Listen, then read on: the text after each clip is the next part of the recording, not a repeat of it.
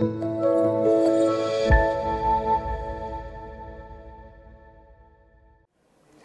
tout le monde et bienvenue dans cette nouvelle vidéo. Alors aujourd'hui mes chers élèves, je vous propose une leçon de grammaire intitulée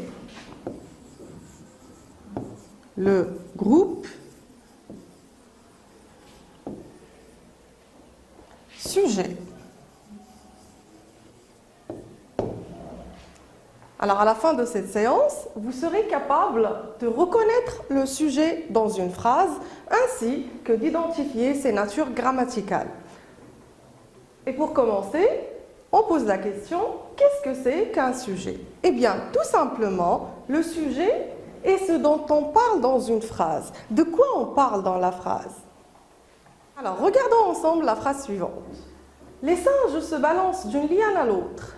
De quoi on parle dans cette phrase? Eh bien, on parle des singes. Donc, c'est notre sujet. C'est de quoi on parle dans la phrase. Un autre exemple. Des serpents silencieux glissent le long des arbres. On parle de quoi? Ce sont les serpents silencieux. Eh bien, c'est le sujet de notre phrase. Passons maintenant à comment je peux faire pour trouver n'importe quel sujet dans une phrase. Eh bien, pour le faire, c'est très simple. Il suffit de trouver le verbe d'abord et puis de poser l'une des questions suivantes. Qui fait l'action quand on a un verbe d'action? Ou bien, si on est en train de décrire quelqu'un, qui ou ce qui est décrit. Exemple, le vieillard accueille le jeune étudiant. Je cherche tout d'abord le verbe de ma phrase. Eh bien, le voilà, c'est le verbe accueillir. Et je pose ma question, qui fait l'action d'accueillir? La réponse est simple, c'est le vieillard. Donc, le voilà, hop, j'ai trouvé mon sujet. Phrase suivante. Les eaux de la rivière sont profondes et tourbillonnantes. La même chose. Alors là, il s'agit d'une description vu que j'ai l'auxiliaire. Ou bien, pardon, le verbe être. Je pose ma question, qu'est-ce qui est profond et tourbillonnant? Eh bien, c'est très simple, ce sont les eaux de la rivière et le voilà, mon sujet trouvé. Et maintenant, passons à où se place le sujet par rapport au verbe. Eh bien, le plus souvent, le sujet se place devant le verbe, avant le verbe dans une phrase. Exemple, la jeune fille est muette. Qui est muet? Eh bien, c'est la jeune fille. Vous remarquez que le sujet est placé ici avant le verbe. La phrase suivante.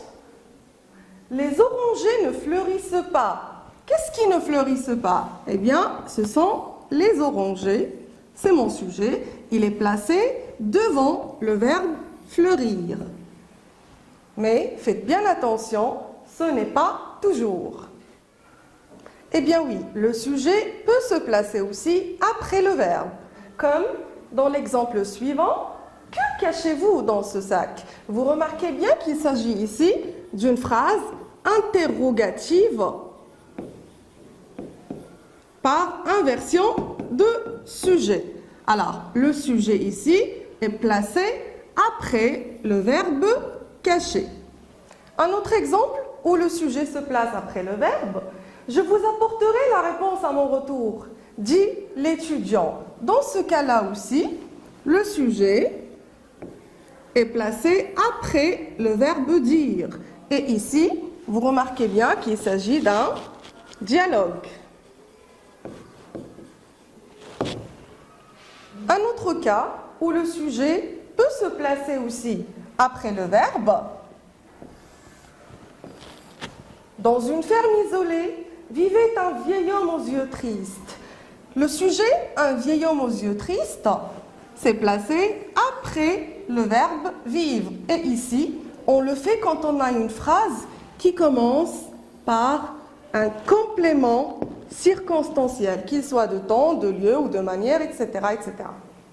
Et enfin, passons aux natures grammaticales que peut avoir le sujet dans n'importe quelle phrase.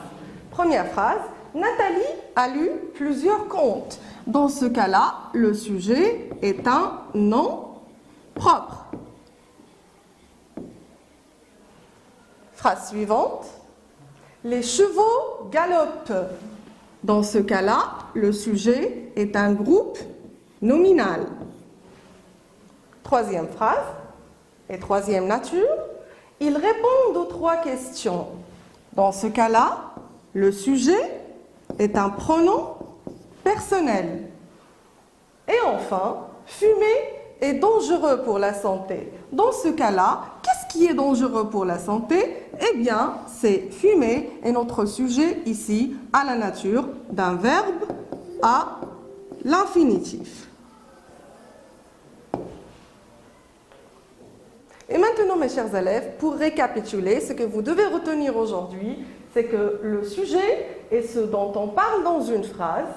Pour l'identifier, je trouve tout d'abord le verbe, et puis je pose la question « qu'est-ce qui » ou bien « qui est-ce qui ». Le sujet se place souvent devant le verbe, mais faites attention, il peut se placer aussi après.